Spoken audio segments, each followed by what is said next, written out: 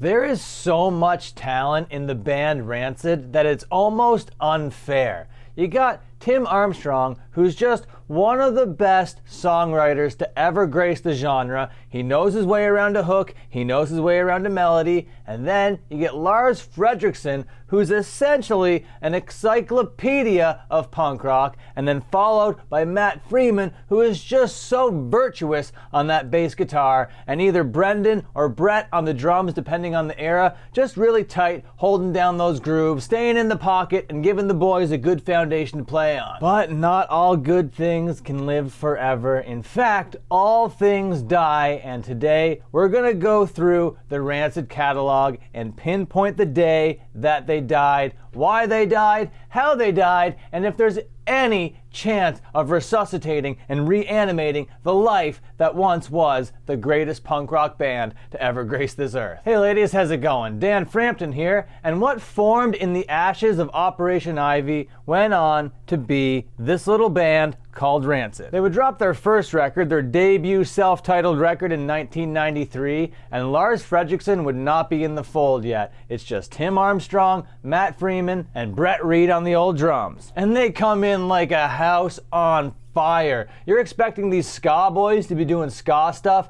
but not this time around. They're fast. They're aggressive. It's like pummeling and in your face. Right off the bat, Tim is writing his ass off, setting a really high bar for the band to reach in the future. And spoiler alert, not only would they reach that bar, they would destroy it. At this point in their career, they're still bubbling on the underground, but they're showing so much promise. Everybody should take these guys as a threat. This record isn't mixed perfectly. It seems like they knew that Matt Freeman was very, very talented, so they just cranked the bass on a lot of these tracks, which isn't necessarily a bad thing and kind of adds to the character of this record, but it is a minor imperfection that needs to be mentioned. My impressions on this record, my final verdict, is this ripper slaps nuts. Like alive and kicking right off the bat. Strong sense of style, strong sense of identity, tight tunes with a sense of purpose and direction. They're Rancid right away, and little did they know their missing piece would come on the next record, Let's Go. In 1994, just a year later, they'd get Lars Frederiksen on board and write like a batch of new songs, like 20 or so. And that would become Rancid's modus operandi or whatever. They would put out like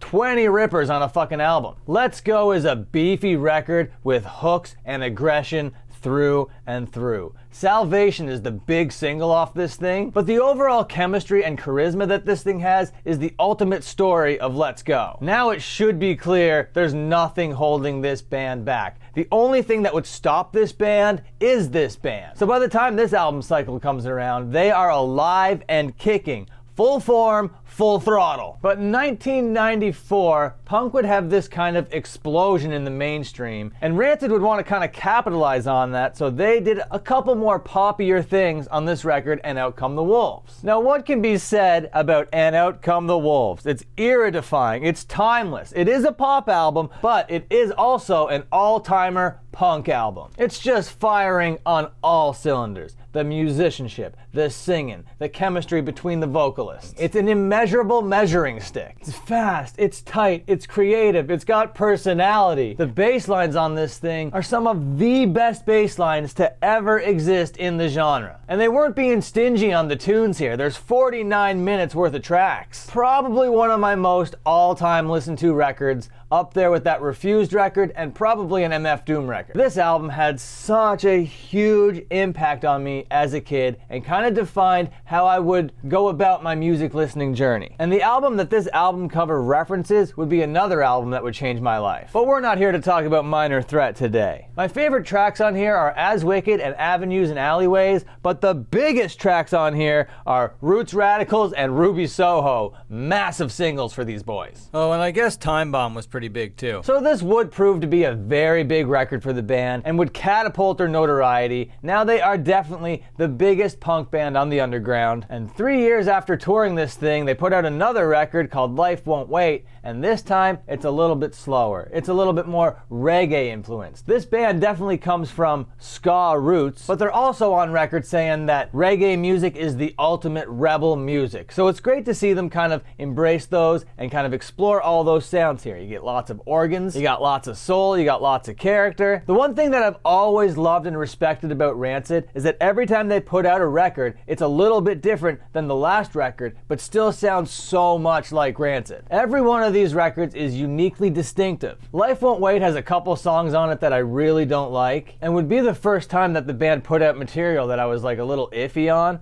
But it still is ultimately a huge record and one that I love. So even though they're experimenting with a lot of pop sensibilities on this thing, they're also experimenting a lot of the things that they're personally passionate about. So I love to see all that. So my verdict here is that they're still alive, they're still kicking, they're still one of the most powerful acts in this subculture. You thought they were done experimenting? You thought they were done fucking around? Oh no, no, no. The year 2000 would bring another self-titled record, or as we call it, Rancid 2000. So they were doing pop stuff for the last couple records. They have like years and years worth of pop type stuff. That's when they were like, no, not this time around. On Rancid 2000, we're going hardcore. And I gotta say, these guys sound great as a hardcore band. Their voices are built for this, okay? These tracks are blistering. They're so fast. They range from like 30 seconds to a minute 30 seconds, and only a couple of them are like 3 minutes and change. They still gotta throw some Rancid-ass songs on this album, and you know they're gonna do that to appease all the Rancid fans, but by and large,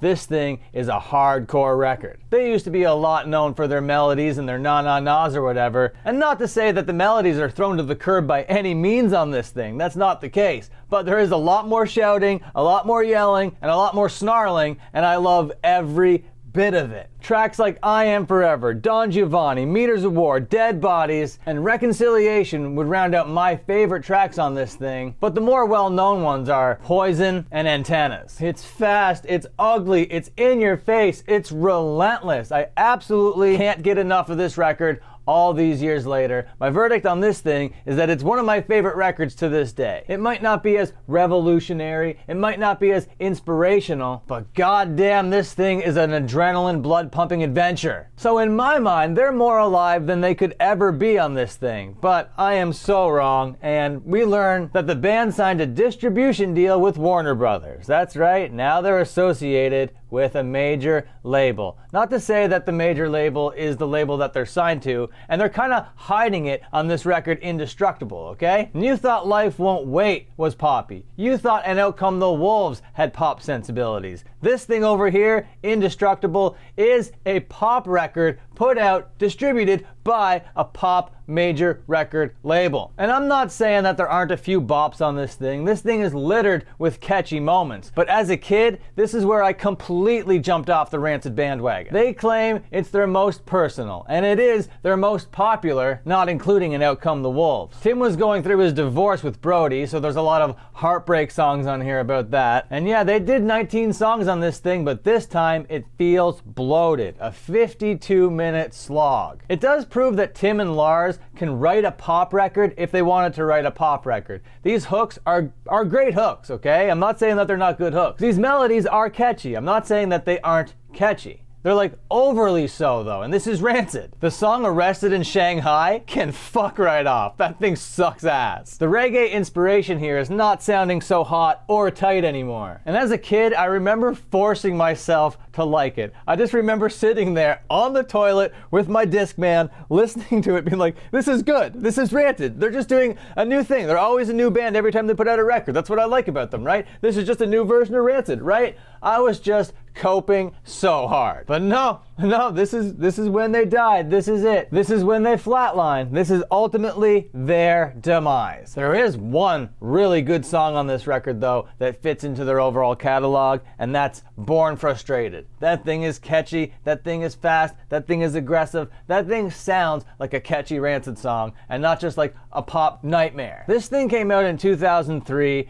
and would be the last time that Brett Reed would play the drums for them, so they'd wait another 6 years until Let the Dominoes Fall came out with their new drummer, the old guy from the Used, Brendan something something. And by this time, I was so over Rancid. I didn't want anything to do with Rancid. This thing wasn't even on my radar, okay? I did not care about whatever the hell this was gonna offer me. But in retrospect, I love this album cover. This cover is great. The album itself just sounds like an AI-generated Rancid album. Like you put in the first 5 records to an artificial intelligence and they plop this thing out. It's got some catchy stuff, it's got some fast stuff, it's got some reggae stuff. Yeah, it's a Rancid record, okay? Wash, rinse, repeat. They're no longer revolutionaries. They're no longer rebelling. It's just Rancid for the sake of Rancid, I guess. The verdict on this thing is dead and boring. And then 5 more years would go on, and then they would release this thing called Honor Is All We Know. And to be honest with you, just like the last record, I didn't really listen to this thing when it came out.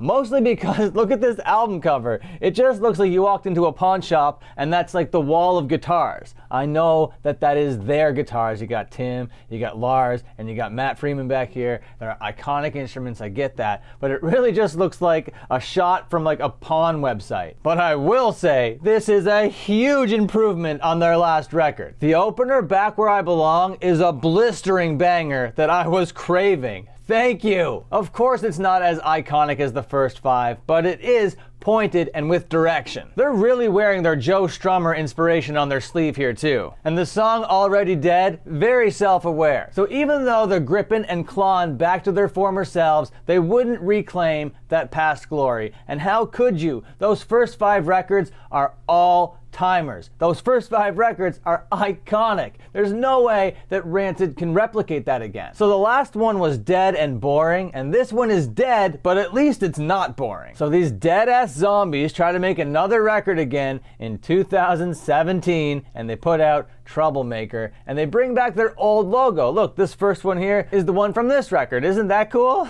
And I think those are going to be the bookend records. I'm not exactly sure if they plan on putting out more stuff, but wouldn't that be a poetic way to do it? Bookending them with these logos, this one and this one?